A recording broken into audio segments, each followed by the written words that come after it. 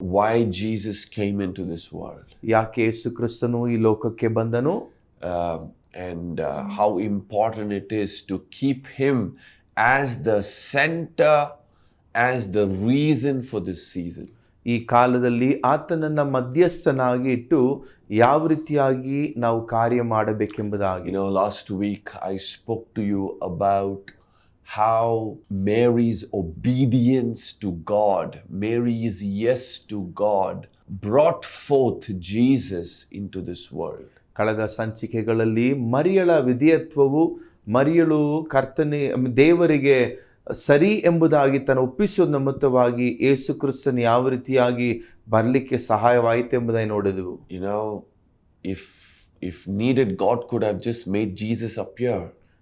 ದೇವರಿಗೆ ಯೇಸು ಕ್ರಿಸ್ತನನ್ನು ಹಾಗೆ ಪ್ರತ್ಯಕ್ಷವಾಗಿ ಭೂಲೋಕದಲ್ಲಿ ಇಡಬಹುದಾಗಿತ್ತು. But he followed a protocol. ಆದರೆ ದೇವರು ಒಂದು ನಿಯಮವನ್ನ ಆತನು ಅನುಸರಿಸಿದನು. He needed Mary's womb to bring forth Jesus. ಆತನಿಗೆ ಮರಿಯಳ ಗರ್ಭವು ಅವಶ್ಯವಾಗಿತ್ತು, ಯಾಕಂದ್ರೆ ಯೇಸು ಕ್ರಿಸ್ತನನ್ನ ಈ ಲೋಕಕ್ಕೆ ತರಲಿಕ್ಕೆ. And Mary found favor in the eyes of God. ಮರಿಯಳು ದೇವರ ಕಣ್ಗಳಲ್ಲಿ ದಯೆಯನ್ನು ಹೊಂದಿದಳು. Divine favor can do powerful things in our lives. ದೈವಿಕವಾದಂಥ ದಯೆಯು ನಮ್ಮ ಜೀವನದಲ್ಲಿ ಶಕ್ತಿಯುತವಾದಂಥ ಕಾರ್ಯಗಳನ್ನ ಮಾಡಲಿಕ್ಕೆ ಸಾಧ್ಯ. When God's supernatural grace rests upon us, powerful things begin to happen. ದೇವರ ಅಸಾಧಾರಣವಾದಂಥ ಕೃಪೆಯು ನಮ್ಮ ಮೇಲೆ ಇರುವಾಗ ಶಕ್ತಿಯುತವಾದಂಥ ಕಾರ್ಯಗಳು ನಡೆಯುತ್ತವೆ. The grace of God is just not unmerited favor. ನೋಡಿ, ದೇವರ ದಯೆ ಎಂಬುದಾಗಿ ಹೇಳುವಾಗ ಆತನ ಮಿತಿ ಇಲ್ಲದಂತ ಕೃಪೆ ಅಲ್ಲ. It is unmerited favor also. ಅದು ಮಿತಿ ಇಲ್ಲದಂತ ಕೃಪೆಯೂ ಆಗಿದೆ. But you see, grace is something that God is made up of. ನೋಡಿ, ಕೃಪೆ ಎಂಬಂಥದ್ದು ದೇವರು ಕೃಪಾಪೂರ್ಣನಾಗಿ ಉಂಟು ಮಾಡಲ್ಪಟ್ಟಿರುವ. You see John chapter 1, you see Jesus being full of grace and truth. ನೋಡಿ, ಯೋಹಾನ 1ನೇ ಅಧ್ಯಾಯದಲ್ಲಿ ನೋಡುವಾಗ ಯೇಸು ಕ್ರಿಸ್ತನು ಆತನು ಕೃಪೆಯಲ್ಲೂ ಸತ್ಯದಲ್ಲಿಯೂ ತುಂಬಿದವನಾಗಿದ್ದನು.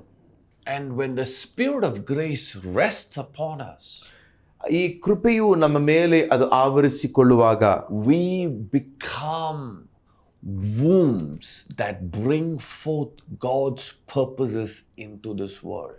ಈ ಲೋಕದಲ್ಲಿ ದೇವರ ಉದ್ದೇಶವನ್ನ ಮಾಡುವಂತ ಗರ್ಭಗಳಾಗಿ ನಾವು ಮಾರ್ಪಡುತ್ತೇವೆ. We become vessels of God's presence and glory. ದೇವರ ಪ್ರಸನ್ನತೆಯ ಮತ್ತು ಮಹಿಮೆಯ ಪಾತ್ರೆಗಳಾಗಿ ನಾವು ಮಾರ್ಪಡುತ್ತೇವೆ. Do you want to be a vessel of God? ದೇವರ ಪಾತ್ರೆಯಾಗಿ ನೀವು ಇರಲಿಕ್ಕೆ ಬಯಸ್ತೀರಾ? Do you want to be a vessel that will carry the grace and the glory of God? ದೇವರ ಕೃಪೆಯನ್ನ ಮತ್ತು ಮಹಿಮೆಯನ್ನ ಹೊತ್ತುಕೊಳ್ಳುವಂತ ಪಾತ್ರೆಯಾಗಿರುತ್ತೀರಾ? Now Mary was just an ordinary lady, ordinary girl. ಮರಿಯಳು ಸಾಧಾರಣವಾದಂತ ಹೆಂಗಸಲ್ಲ. She didn't come from any elite family. ನೋಡಿ, ಅವಳು ತುಂಬಾ ಪ್ರಭಾವ ಅಂತ ಒಂದು ಕುಟುಂಬದಿಂದ ಬರಲಿಲ್ಲ. She was not a daughter of a king. ಅವಳೊಬ್ಬ ಅರಸನ ಮಗಳಲ್ಲ. In fact, she was so ordinary that Joseph and Mary had to find for a stable to actually, when the time of delivery came for Jesus. ನೋಡಿ, ಮರಿಯಳು ಮತ್ತು ಯೋಸೇಫನು ಒಂದು ಹೆರಿಗೆ ಸಮಯದಲ್ಲಿ ಒಂದು ಕೊಟ್ಟಿಗೆಯನ್ನ ಅವರು ಕಂಡುಕೊಳ್ಳಬೇಕಾಯಿತು. So the spirit of grace, when it rests upon us, it gives us, unusual benefits. ದೇವರ ಕೃಪೆಯು ಆವರಿಸಿಕೊಳ್ಳುವಾಗ ನಮಗೆ ಊಹಿಸಲಾಗದಂತ ಸೌಲಭ್ಯಗಳನ್ನ ಅದು ಕೊಡುವಂತದ್ದಾಗಿದೆ. The angel of the Lord comes to Mary and tells Mary, Mary, you are highly favored of God. ದೇವದೂತನು ಮರಿಯಳ ಬಳಿಗೆ ಬಂದು ಹೇಳುವಂತ ಕಾರ್ಯ, ನೀನು ದೇವರ ದಯೆಯನ್ನ ಹೊಂದಿದವಳಾಗಿದ್ದೀಯ. In other words, you are the blue-eyed person. That means you are a special one. ಅಂದ್ರೆ ನೀನು ನೀಲಿ ಕಣ್ಗಳವನು, ಅಂದ್ರೆ ತುಂಬಾ ವಿಶೇಷವಾದಂತ ವ್ಯಕ್ತಿ. So in the natural, you might be coming from an ordinary family, nothing special about you. But when the Spirit of grace rests upon you, powerful things will begin to happen. ನೋಡಿ, ನೈಸರ್ಗಿಕವಾಗಿ ಸಾಧಾರಣವಾಗಿ ನಾವು ಸಾಧಾರಣವಾದಂಥ ರೀತಿಯಲ್ಲಿರಬಹುದು, ಆದರೆ ದೇವರಾತ್ಮನು ನಮ್ಮ ಮೇಲೆ ಬರುವಾಗ ಉನ್ನತ ಕಾರ್ಯಗಳು ನಡೆಯುತ್ತವೆ. But not only that, but Mary looks at the angel of the Lord and tells the angel of the Lord, "Be it unto me according to your word." ಅಷ್ಟು ಮಾತ್ರವಲ್ಲ, ಮರಿಯಳು ದೇವದೂತ ನೋಡಿ ಹೇಳುತ್ತಾಳೆ, ನಿನ್ನ ಮಾತಿನ ಹಾಗೆ ಅದು ನಡೆಯಲಿ. That means she was saying yes to this recruitment. ಅಂದರೆ ಮರಿಯಳು ತನಗೆ ಕೊಡಲ್ಪಟ್ಟಂತ ಆ ಒಂದು ಕೆಲಸದಲ್ಲಿ ಅವಳು ತನ್ನ ಸರಿ ಎಂಬುದಾಗಿ ಹೇಳುತ್ತಿದ್ದಾಳೆ. She was being recruited to conceive and carry the Son of God in her womb.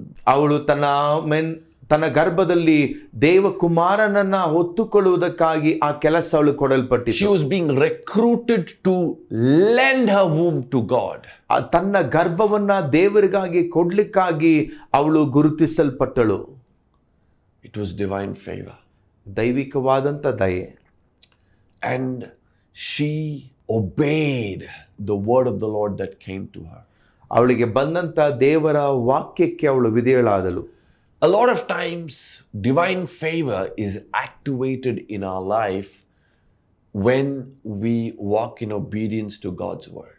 ಅನೇಕ ಸಾರಿ ನಮ್ಮ ಜೀವನದಲ್ಲಿ ದೇವರ ದೈವಿಕವಾದಂಥ ದೈವ ಕಾರ್ಯ ಮಾಡುವಂಥದ್ದು ನಾವು ಪೂರ್ಣವಾದಂಥ ವಿಧೇಯತ್ವದಲ್ಲಿ ಇರುವಾಗ ಮಾತ್ರವೇ. When we have faith in God's word. ದೇವರ ವಾಕ್ಯದಲ್ಲಿ ನಮಗೆ ನಂಬಿಕೆ ಇರುವಾಗ. We see how this woman who was suffering with the issue of blood for so many years. ಅನೇಕ ವರ್ಷಗಳಿಂದ ರಕ್ತ ಕುಸುಮ ರೋಗದಲ್ಲಿದ್ದಂಥ ಆ ಸ್ತ್ರೀಯ ನೋಡುತ್ತೇವೆ. You know, she had tried many doctors. ಅನೇಕ ವೈದ್ಯರ ಬಳಿಗೆ ಅವರು ಹೋಗಿದ್ರು. She had gone to many places, but her condition grew worse. ನೋಡಿ, ಅನೇಕ ಸ್ಥಳಗಳಲ್ಲಿ ಹೋಗಿದ್ರು ಸಹ ತನ್ನ ಸ್ಥಿತಿಯು ಇನ್ನೂ ಗಂಭೀರವಾಯಿತು. The Bible says she pressed through and touched the hem of Jesus' garment. ದೇವರ ವಾಕ್ಯ ಹೇಳುತ್ತದೆ, ಅವಳು ಜನ ಗುಂಪಿನ ನಡುವೆ ಹೋಗಿ ಯೇಸುವಿನ ವಸ್ತ್ರವನ್ನ ಮುಟ್ಟಿದಳು. Who is the word of God. ಆ ದೇವರ ವಾಕ್ಯವಾಗಿದ್ದಾತನನ್ನು. She activated her faith in the word. ಅವಳು ವಾಕ್ಯದಲ್ಲಿ ತನ್ನ ನಂಬಿಕೆಯನ್ನ ಕಾರ್ಯಗತವಾಗಿ ಮಾಡಿದಳು. That produced grace into her life. ಅವಳ ಜೀವನದಲ್ಲಿ ಅದು ಕೃಪೆಯನ್ನ ಕೊಟ್ಟಿತು. That released grace into her life. ಅವಳ ಜೀವನದಲ್ಲಿ ಅದು ಕೃಪೆ ಹೊರಡುವಂತೆ ಮಾಡಿ. That generated grace into her life. ಅವಳಲ್ಲಿ ಕೃಪೆಯು ಕಾರ್ಯ ಮಾಡುವಂತೆ ಮಾಡಿ. So when we activate our faith to believe in the word of God, to believe in the promises of God, favor, grace, supernatural grace is generated into our lives. ನಾವು ನಮ್ಮ ಜೀವನದಲ್ಲಿ ನಾವು ದೇವರ ಕಾರ್ಯವನ್ನ ಸಕ್ರಿಯಗೊಳಿಸುವಾಗ ದೇವರ ದಯೆಯು ನಮ್ಮಲ್ಲಿ ಕಾರ್ಯ ಮಾಡುತ್ತದೆ. And we might not be anything special in the natural. ನಾವು ನೈಸರ್ಗಿಕವಾಗಿ ಏನೋ ತುಂಬಾ ವಿಶೇಷವಾದವರಾಗಿ ಇಲ್ಲದೇ ಇರಬಹುದು. We might not know, we might not have any big connections. ನಮಗೆ ದೊಡ್ಡ ದೊಡ್ಡ ಸಂಪರ್ಕಗಳು ಇಲ್ಲದಿರಬಹುದು. But let me tell you, when God's supernatural grace, when the Spirit of grace rests upon you, powerful things will happen in your life. ದೇವರ ಕೃಪೆಯು ನಿಮ್ಮ ಮೇಲೆ ಬರುವಾಗ ಶಕ್ತಿಯುತವಾದಂಥ ಕಾರ್ಯಗಳು ನಡೆಯುತ್ತದೆ. Grace enables you, the grace of God enables you to thrive in the most hostile of environments. ನೋಡಿ, ನೀವು ದೇವರ ಕಾರ್ಯದಲ್ಲಿ ಇರುವಾಗ ಅದು ನಿಮ್ಮ ತುಂಬಾ ಕಡೆಯ ಕಾರ್ಯಗಳಲ್ಲಿ ಇರುವಾಗಲೂ ಸಹ ನೀವು ಕಾರ್ಯ ಮಾಡುವುದಕ್ಕೆ ನಿಮಗೆ ಸಹಾಯ ಮಾಡುತ್ತದೆ. Are you in a hostile environment or a hostile situation right now? ನಿಮ್ಮ ಜೀವನದಲ್ಲಿ ನೀವು ಒಂದು ನಿರ್ಗತಿಕವಾದಂಥ ಸಂದರ್ಭದಲ್ಲಿ ಪ್ರತಿಕೂಲದಲ್ಲಿದ್ದೀರಾ? Jesus, who's full of grace and who's full of truth, is releasing his grace in that situation of yours. ನೋಡಿ, ನಿಮ್ಮ ಪ್ರತಿಕೂಲದ ಆ ಒಂದು ಸಂದರ್ಭದಲ್ಲಿ ಸನ್ನಿವೇಶದಲ್ಲಿ ದೇವರು ತನ್ನ ಪೂರ್ಣ ಕೃಪೆಯನ್ನ ಕಾರ್ಯ ಮಾಡುವಂತೆ ಮಾಡುತ್ತಿದ್ದಾನೆ. He's looking at you and telling you, fear not my child. ಆತ ನಿಮ್ಮನ್ನು ನೋಡಿ ಹೇಳುತ್ತಿದ್ದಾನೆ, ಭಯಪಡಬೇಡ ಮಗುವೆ. Fear not my daughter. ಮಗಳೇ, ನೀನು ಭಯಪಡಬೇಡ. Fear not my son. ಮಗನೇ, ನೀನು ಭಯಪಡಬೇಡ. This is the reason I came into this world. ಈ ಲೋಕಕ್ಕೆ ನಾನು ಬಂದಂತ ಉದ್ದೇಶವೇ ಇದು. So that people can experience my love, my power and my grace. ಆಗ ಜನರು ನನ್ನ ಕೃಪೆಯನ್ನ, ನನ್ನ ಪ್ರೀತಿಯನ್ನ ಅವರು ಅನುಭವಿಸಲಿಕ್ಕೆ ಸಾಧ್ಯವಾಗುತ್ತೆ. All you have to do is believe and have faith in His word. ನೀನು ಮಾಡಬೇಕಾದದೆಲ್ಲವೂ ನೀವು ಆತನ ವಾಕ್ಯದ ಮೇಲೆ ನಂಬಿಕೆ ಇಡಬೇಕಾದದ್ದು. And the scripture says, if you will believe, you will see the glory of God. ದೇವರ ವಾಕ್ಯ ಹೇಳುತ್ತದೆ, ನೀವು ನಂಬುವುದಾದರೆ ದೇವರ ಮಹಿಮೆಯನ್ನ ಕಾಣುತ್ತೀರಾ. And we see with this woman, she experienced the glory of God in her life. ಈ ಸ್ತ್ರೀ ನೋಡುತ್ತೇವೆ, ಅವಳು ತನ್ನ ಜೀವನದಲ್ಲಿ ದೇವರ ಒಂದು ಕೃಪೆಯನ್ನ ಅವಳು ಅನುಭವಿಸುತ್ತಾಳೆ. When the woman touched her, Jesus turned back and said, who touched me? Because Jesus felt power going out of him and touching this lady. ಆ ಸ್ತ್ರೀಯು ಆತನನ್ನ ಮುಟ್ಟುವ ಯೇಸುಸ್ವಾಮಿ ಕೇಳುತ್ತಾನೆ, ಯಾರು ನನ್ನನ್ನು ಮುಟ್ಟಿದೆ? ಯಾಕಂದ್ರೆ ಆತನಿಂದ ಆ ಬಲವು ಹೊರಟು ಆ ಸ್ತ್ರೀಯನ್ನ ಮುಟ್ಟಿತು. So the spirit of grace, God wants to release the spirit of grace upon each one of us as His child, each one of our families.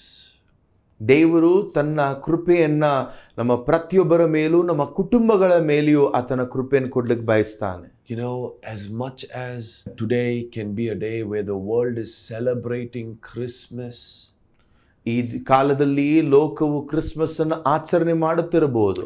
there can be people who don't even know why they are celebrating Christmas, just being carried away by the spirit of this season. ಈ ಒಂದು ಕಾಲದ ಒಂದು ಕಾರ್ಯದಿಂದ ಕೆಲವೊಬ್ಬರಿಗೆ ಅವರು ಯಾಕೆ ಆಚರಣೆ ಮಾಡುತ್ತಾರೆ ಎಂಬುದಾಗಿ ತಿಳಿಯದೆ ಮಾಡುತ್ತಿರುತ್ತಾರೆ. But you who know the true meaning of Christmas, ಕ್ರಿಸ್ಮಸ್ನ ನಿಜವಾದಂತ ಅರ್ಥ ತಿಳಿದಂತ ನೀವುಗಳು, God wants to release His spirit of grace. ಆತನು ತನ್ನ ಕೃಪೆಯ ಆತ್ಮವನ್ನ ನಿಮಗೆ ಕೊಡ್ಲಿಕ್ಕೆ ಬಯಸ್ತಾನೆ. So that even as the world is celebrating, ಈ ಲೋಕವು ಈ ಹಬ್ಬವನ್ನು ಆಚರಿಸುತ್ತಿರುವಾಗಲೂ, even as there's so much of noise when that happens around this season can also be quite cold, quite dark for some of them. ನೋಡಿ, ಈ ಅನೇಕ ಗದ್ದಲಗಳ ನಡುವೆ ಈ ಕಾಲದಲ್ಲಿ ಹಬ್ಬ ಆಚರಣೆ ನಡೆಯುತ್ತಿರುವಾಗ ಅನೇಕರಿಗೆ ಅದು ಚಳಿಯಾಗಿಯೂ ಕತ್ತಲೆಯಾಗಿಯೂ ಕಾಣಲ್ಪಡಬಹುದು. But in the midst of it, ಇದರ ನಡುವೆಯೂ the spirit of grace rests upon you. ನಿಮ್ಮ ಮೇಲೆ ದೇವರಾತ್ಮನ ಕೃಪೆಯು ನೆಲೆಗೊಳ್ಳಲಿಕ್ಕಿದೆ. And when God's favor rests upon you, ದೇವರ ಒಂದು ಕೃಪೆಯು ದಯೆಯು ನಿಮ್ಮ ಮೇಲೆ ಇರುವಾಗ, you become a channel of blessing. ನೀವು ಆಶೀರ್ವಾದದ ಒಂದು ಬಾಗಿಲಾಗಿ ಮಾರ್ಪಡುತ್ತೀರಾ. I pray for each one of you today, ನಿಮ್ಮ ಪ್ರತಿಯೊಬ್ಬರಿಗಾಗಿ ಪ್ರಾರ್ಥಿಸ್ತೇನೆ, is that God's favor, God's spirit of grace will rest upon you. ದೇವರ ದಯೆ ಆತ್ಮವು ನಿಮ್ಮ ಮೇಲೆ ನೆಲೆಗೊಂಡಿರಲಿ. All right, I want to join along with you and pray a blessing over you.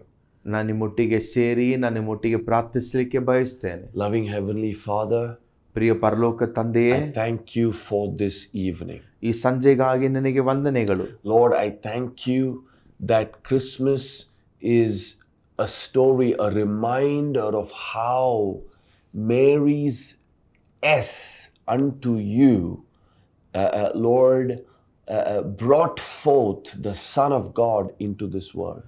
ದೇವರೇ, ಈ ಹಬ್ಬದ ಆ ವಾತಾವರಣದಲ್ಲಿ ದೇವರೇ, ಮರಿಯಳ ಸರಿ ಎಂಬಂತ ಒಂದು ಕಾರ್ಯವು ಯಾವ ರೀತಿಯಾಗಿ ದೇವಕುಮಾರನ ಭೂಮಿಯಲ್ಲಿ ಜನಿಸಿ ಬರಲಿಕ್ಕೆ ಸಹಾಯವಾಯಿತು.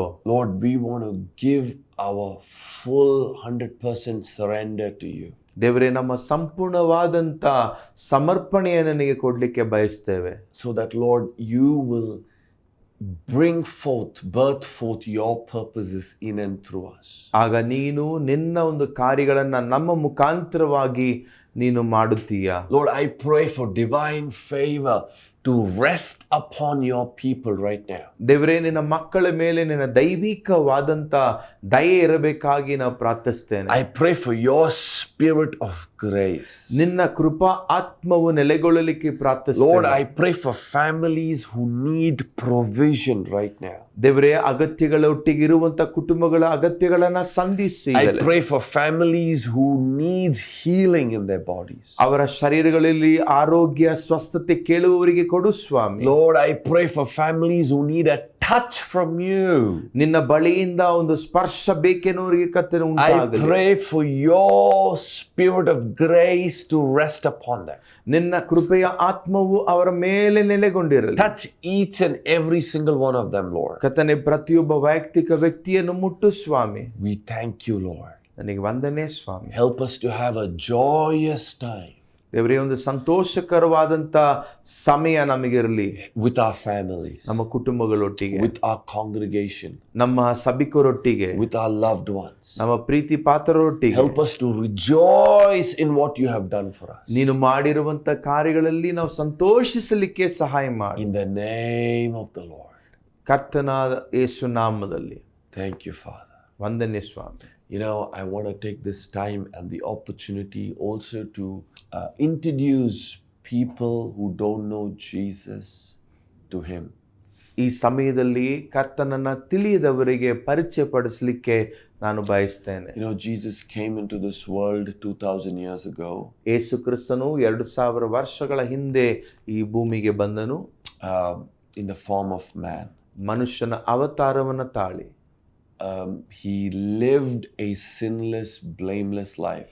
ಆತನು ಪಾಪವಿಲ್ಲದವನಾಗಿ ದೋಷವಿಲ್ಲದವನಾಗಿ ಜೀವಿಸಿದನು. So that he could be the perfect sacrifice. ಆಗ ಮಾತ್ರವೇ ಒಂದು ಪರಿಪೂರ್ಣವಾದಂಥ ಯಜ್ಞವಾಗಿ ತನ್ನನ್ನು ಸಮರ್ಪಿಸಲಿಕ್ಕೆ. So that when he dies for us on the cross, ಆತನು ನಮಗಾಗಿ ಶಿಲುಬೆಯಲ್ಲಿ ಸಾಯುವಾಗ through his shed blood, ಆತನ ಸುರಿಸಲ್ಪಟ್ಟಂತ ರಕ್ತದಿಂದ, through his sacrifice, ಆತನ ಒಂದು ತ್ಯಾಗದಿಂದ, when we receive what he has done for us on the cross, ಆತ ನಮಗೋಸ್ಕರವಾಗಿ ಶಿಲುಬೆಯಲ್ಲಿ ಮಾಡಿರುವಂತ ಕಾರ್ಯವನ್ನ ನಾವು ಅಂಗೀಕರಿಸುವಾಗ our sins are forgiven. ನಮ್ಮ ಪಾಪಗಳು ಕ್ಷಮಿಸಲ್ಪಡುತ್ತವೆ. We are washed by the blood. ನಾವು ಆತನ ರಕ್ತದಿಂದ ತೊಳೆಯಲ್ಪಡುತ್ತೇವೆ. Our bodies are healed. ನಮ್ಮ ಶರೀರಗಳು ಆರೋಗ್ಯವನ್ನು ಹೊಂದಿಕೊಳ್ಳುತ್ತವೆ. Our families are protected. ನಮ್ಮ ಕುಟುಂಬಗಳು ಸಂರಕ್ಷಿಸಲ್ಪಡುತ್ತವೆ. All of this is part of the package of the salvation. ಇದೆಲ್ಲವೂ ಸಹ ಈ ರಕ್ಷಣೆಯಲ್ಲಿ ಕೊಡಲ್ಪಡುವಂತ ಸೌಭಾಗ್ಯವಾಗಿದೆ. And it's a free gift to all of us. ನಮ್ಮೆಲ್ಲರಿಗೂ ಸಹ ಉಚಿತವಾದಂತ ವರದಾನವಾಗಿದೆ. Sometimes we as mere men try to work our salvation. ನಾವು ಮನುಷ್ಯರಾಗಿ ಅನೇಕ ಸಾರಿ ನಮ್ಮ ರಕ್ಷಣೆಯ ಕಾರ್ಯವನ್ನ ನಾವೇ ನಿರ್ವಹಿಸಲಿಕ್ಕೆ ನೋಡುತ್ತೇವೆ. But here is a loving God who's finished everything for us on the cross. All he is looking from us is to believe what he has done. ಇಲ್ಲಿ ಒಬ್ಬ ಪ್ರೀತಿಯ ದೇವರು ಎಲ್ಲವನ್ನ ನಮಗಾಗಿ ಮಾಡಿ ಮುಗಿಸಿ ಆತನ ಎದುರು ನೋಡುವಂತ ಕಾರ್ಯ ನಾವು ಆತನನ್ನ ನಂಬಬೇಕೆಂಬುದಾಗಿ. He's looking at you and me today. ಆತ ನನ್ನನ್ನ ಮತ್ತು ನಿಮ್ಮ ನೋಡುತ್ತಿದ್ದಾನೆ. Especially those who without meaning are celebrating this day recklessly. ಅರ್ಥವಿಲ್ಲದೆ ನಿಮ್ಮ ಜೀವಿತಗಳಲ್ಲಿ ಹಬ್ಬವನ್ನ ಆಚರಣೆ ಮಾಡುತ್ತಿರುವಂತವರು. He's looking at you and telling you, my son, my daughter, I love you. ಆತ ನಿಮ್ಮನ್ನು ನೋಡಿ ಹೇಳುತ್ತಿರುವಂತ ಕಾರ್ಯ, ನನ್ನ ಮಗನೇ, ನನ್ನ ಮಗಳೇ, ನಿನ್ನನ್ನು ಪ್ರೀತಿಸ್ತೇನೆ. Won't you give your life to me? ನಿನ್ನ ಜೀವಿತವನ್ನ ನನಗೆ ಕೊಡು. All you have to do is pray this prayer along with me. ನೀವು ಮಾಡಬೇಕಾದಂಥದ್ದೆಲ್ಲವೂ ನನ್ನೊಟ್ಟಿಗೆ ಪ್ರಾರ್ಥನೆಯನ್ನ ಮಾಡಿ. The Bible says if you'll believe with your heart, ಸತ್ಯವೇದ ಹೇಳುತ್ತದೆ, ನಿಮ್ಮ ಹೃದಯದಲ್ಲಿ ನೀವು ನಂಬಿ and confess it with your mouth, ನಿಮ್ಮ ಬಾಯಿಯಲ್ಲಿ ನೀವು ಅರಿಕೆ ಮಾಡುವುದಾದರೆ Jesus is Lord, ಯೇಸು ಕ್ರಿಸ್ತನೇ ಕರ್ತ, you will be saved. ನೀವು ರಕ್ಷಿಸಲ್ಪಡುತ್ತೀರಾ. So you can repeat this prayer saying, Dear Lord Jesus, ಈ ಪ್ರಾರ್ಥನೆಯನ್ನು ಹೇಳಿ, ಪ್ರಿಯ ಯೇಸುವೇ, I believe with all of my heart ನನ್ನ ಪೂರ್ಣ ಹೃದಯದಿಂದ ನಿನ್ನ ನಂಬುತ್ತೇನೆ. that you died for me, ನೀನು ನನಗೋಸ್ಕರ ಸತ್ತು, you rose again, ನೀನು ಪುನರುತ್ಥಾನ ಹೊಂದಿ, and you're coming back again. ನೀನು ಮತ್ತೆ ಬರ್ಲಿಕ್ಕಿದೀಯಾ. I believe in the finished work of the cross. ನನಗಾಗಿ ಮಾಡಿ ಮುಗಿಸಲ್ಪಟ್ಟಂತ ಶಿಲುಬೆಯ ಕಾರ್ಯಕ್ಕಾಗಿ ನಂಬುತ್ತೇನೆ. Thank you for making me as your son and as your daughter. ನಿನ್ನ ಮಗನಾಗಿ ಮಗಳಾಗಿ ಮಾರ್ಪಡಿಸಿದ್ದಕ್ಕಾಗಿ ವಂದನೆ. Fill me with your Holy Spirit. ನಿನ್ನ ಪವಿತ್ರಾತ್ಮನಿಂದ ನನ್ನನ್ನು ತುಂಬಿಸು. Thank you, Lord. ವಂದನೆ ಸ್ವಾಮಿ, In Jesus' name. ಯೇಸುವಿನ ನಾಮದಲ್ಲಿ. If you have prayed this prayer, ಈ ಪ್ರಾರ್ಥನೆ ನೀವು ಮಾಡಿರುವುದಾದರೆ I want to let you know that heaven is rejoicing over you. ನಿಮಗೆ ಹೇಳಲಿಕ್ಕೆ ಬಯಸ್ತೇನೆ, ಪರಲೋಕವು ನಿಮ್ಮ ಕುರಿತಾಗಿ ಸಂತೋಷ ಪಡುತ್ತಿದೆ. And not only that, but you will see a number on the screen. Please reach out to that number if you want to be led to and be part of a good spirit-filled church. ಅದು ಮಾತ್ರವಲ್ಲ, ನಿಮಗೆ ಕೆಳಗೆ ಕಾಣಲ್ಪಡುವಂತ ಆ ಸಂಖ್ಯೆಗೆ ನೀವು ಕರೆ ಮಾಡಿ ನೀವೊಂದು ಒಳ್ಳೆಯ ಆಲಯಕ್ಕೆ ಸಭೆಗೆ ಹೋಗಲಿಕ್ಕೆ ಬಯಸುವುದಾದರೆ ಅವರು ನಿಮಗೆ ಸಹಾಯ ಮಾಡುತ್ತಾರೆ. God bless you. ದೇವರು ನಿಮ್ಮನ್ನು ಆಶೀರ್ವಾದ ಮಾಡಲಿ. See you until next time. ಮುಂದಿನ ಸಂಚಿಕೆಯಲ್ಲಿ ನೋಡೋಣ.